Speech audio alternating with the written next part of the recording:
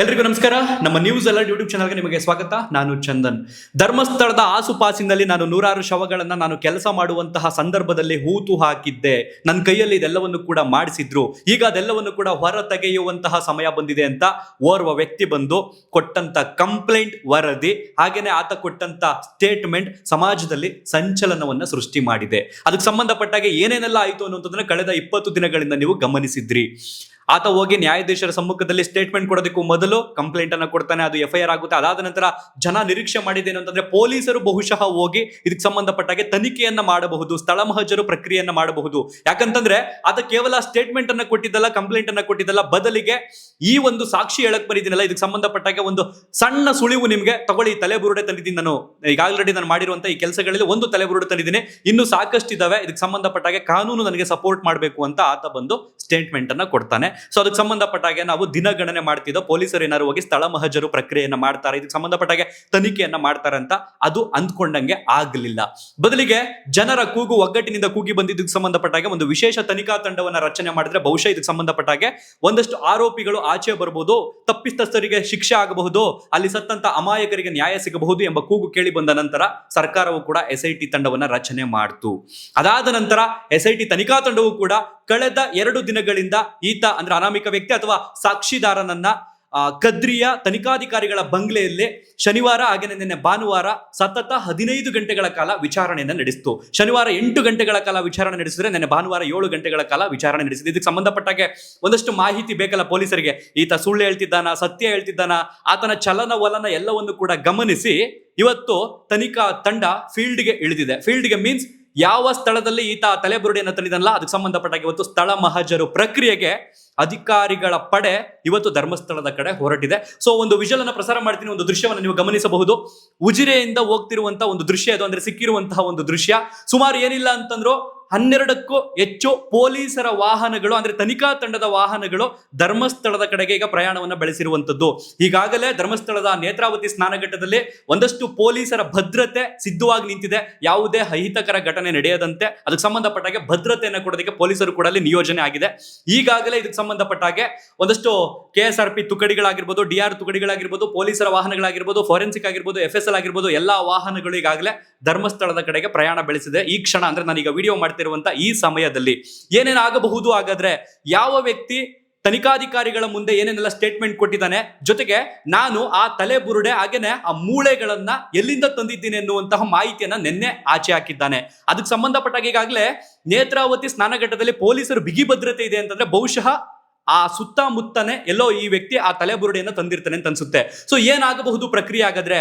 ಈಗ ಸ್ಥಳ ಮಹಜರು ಪ್ರಕ್ರಿಯೆಯಲ್ಲಿ ಅಥವಾ ಪಂಚನಾಮ ಪ್ರಕ್ರಿಯೆಯಲ್ಲಿ ಪೊಲೀಸರ ಸಮ್ಮುಖದಲ್ಲಿ ಯಾವ ವ್ಯಕ್ತಿ ಈಗ ನಾನೇ ತಂದಿದ್ದೀನಿ ಅಂತ ಹೇಳ್ತಾನಲ್ಲ ಆ ತಲೆಬುರುಡೆ ಆಗಿರ್ಬಹುದು, ಹಾಗೇನೆ ಹಲ್ಲಿನ ಮಣ್ಣು ಅಂದ್ರೆ ಆ ತಲೆಬುರುಡೆಗೆ ಸಂಬಂಧಪಟ್ಟಂಗೆ ಒಂದಿಷ್ಟು ಮಣ್ಣು ಸಿಕ್ಕಿದ್ರು ಸಾಕು, ಸಾಯಿಲ್ ಟೆಸ್ಟ್, ಆ ಜಾಗ ಹೇಳ್ತಾನಲ್ಲ ಅವನು, ನಾನು ಇದೇ ಜಾಗದಲ್ಲಿ ತಂದಿದ್ದೀನಿ ಅಂತ, ಆ ಜಾಗದ ಮಣ್ಣು ಈ ಮಣ್ಣು ಎರಡೂ ಕೂಡ ಹೊಂದಾಣಿಕೆ ಆಗುತ್ತಾ? ಅದಾದ ನಂತರ ಸಾಕ್ಷಿ ಒಂದಷ್ಟು ಪುಷ್ಟಿ ನೀಡುವಂಥದ್ದು, ಹೌದು ಅವನು ಹೇಳ್ತಾ ಇರುವಂಥದ್ದು ಸತ್ಯ ಅನ್ನುವಂಥದ್ದು ಒಂದು ಮೊದಲ ತನಿಖೆಗೆ ಒಂದು ಪುಷ್ಟಿ ನೀಡುವಂಥದ್ದು. ಅದಾದ ನಂತರ ಈಗ ಆಲ್ರೆಡಿ FSL ಸಿದ್ಧವಾಗಿದೆ. ಆ ತಲೆಬುರುಡೆ ಹೆಣ್ಣಿಂದ ಗಂಡಿಂದ ವಯಸ್ಸು ಎಷ್ಟಾಗಿರ್ಬೋದು, ಜೊತೆಗೆ ಯಾವ ವರ್ಷದಲ್ಲಿ ಈ ರೀತಿ ಆಗಿರಬಹುದು, ಇದೆಲ್ಲವೂ ಕೂಡ ಸಿದ್ಧವಾಗಿದೆ. ಅದು ಗೌಪ್ಯವಾಗಿ ಇರೋದ್ರಿಂದ ಈಗ ಸ್ಥಳ ಮಹಜರು ಪ್ರಕ್ರಿಯೆಯಲ್ಲಿ ಅವನು ಕೊಟ್ಟಂತ ಅಷ್ಟು ಸ್ಟೇಟ್ಮೆಂಟ್ಗೆ ಸಂಬಂಧಪಟ್ಟಾಗೆ, ಅಷ್ಟು ಸತ್ಯಾಸತ್ಯತೆಯ ಹೇಳಿಕೆಗೆ ಸಂಬಂಧಪಟ್ಟಾಗೆ ಇಲ್ಲೇನಾದ್ರೂ ಸ್ಥಳ ಮಹಜರು ಪ್ರಕ್ರಿಯೆಯಲ್ಲಿ ಆ ಮಣ್ಣು ಹೊಂದಾಣಿಕೆ ಆಯಿತು ಅಂತಂದ್ರೆ ಒಂದು ಕನ್ಫರ್ಮ್ ಇದೇ ಜಾಗದಲ್ಲಿ ಈತ ತಂದಿದ್ದಾನೆ ಅನ್ನುವಂಥದ್ದೊಂದು ಸಾಬೀತಾಗುತ್ತೆ. ಅದಾದ ನಂತರ ವಿಚಾರಣೆಯಲ್ಲಿ ತನಿಖಾಧಿಕಾರಿಗಳ ಮುಂದೆ ಆ ವ್ಯಕ್ತಿ ಕೊಟ್ಟಿರುವಂತಹ ಒಂದಷ್ಟು ಸ್ಟೇಟ್ಮೆಂಟ್ ಏನು ಅಂತಂದ್ರೆ ಆರೋಪಿಗಳ ಹೆಸರನ್ನು ಕೂಡ ಆತ ಬಹಿರಂಗಪಡಿಸಿದ್ದಾನೆ. ಅದಕ್ಕೆ ಸಂಬಂಧಪಟ್ಟಾಗ ಪೊಲೀಸರು ಬಹುಶಃ ಈ ತನಿಖೆ ಅಂದ್ರೆ ಈ ಮಹಜರು ಪ್ರಕ್ರಿಯೆ ಮುಗಿದ ನಂತರ ಆರೋಪಿಗಳನ್ನು ಕೂಡ ವಶಕ್ಕೆ ಪಡೆದುಕೊಳ್ಳಬಹುದು ಅನ್ನುವಂತ ಒಂದು ಸಾಕಷ್ಟು ಅಂಶ ಕಾಣ್ತಾ ಇದೆ. ಬಟ್ ಕಾದ್ ನೋಡ್ಬೇಕು ಏನೇನಾಗುತ್ತೆ ಅನ್ನುವಂಥದ್ದು. ಒಟ್ಟಾರೆಯಾಗಿ ಈಗಾಗಲೇ ಪೊಲೀಸರು ಹಾಗೇನೆ ತನಿಖಾಧಿಕಾರಿಗಳ ತಂಡ ಹಾಗೇನೆ ಒಂದಷ್ಟು ವಿಧಿ ವಿಜ್ಞಾನ ಇಲಾಖೆ ಅಂತ ಏನ್ ಹೇಳ್ತೀವಿ ಅವರೆಲ್ಲೂ ಕೂಡ ಈಗ ಆ ಸ್ಥಳಕ್ಕೆ ಹೋಗಿರೋದ್ರಿಂದ ಅಲ್ಲಿ ಕೇವಲ ಈ ಒಂದು ತಲೆಬುರುಡೆಗೆ ಸಂಬಂಧಪಟ್ಟಾಗ ಅಷ್ಟೇ ಇವತ್ತು ಸ್ಥಳ ಮಹಜರು ಪ್ರಕ್ರಿಯೆ ನಡೆಯುತ್ತಾ.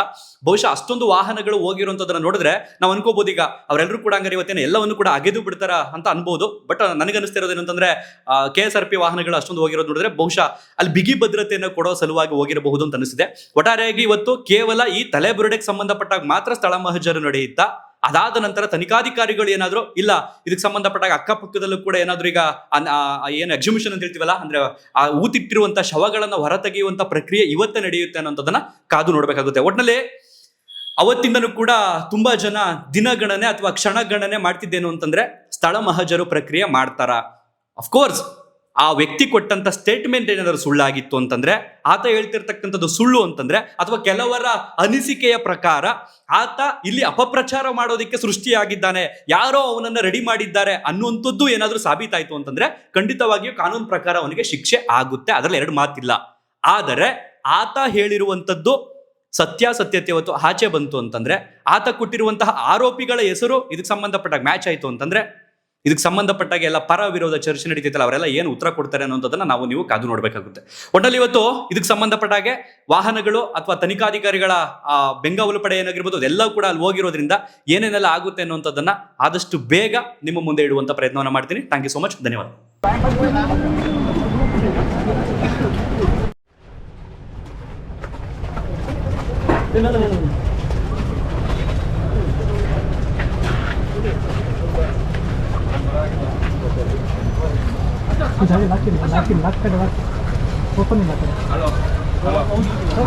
ಬರಬೇಡ ಇವ್ರೆ ಬಂದಿಲ್ಲ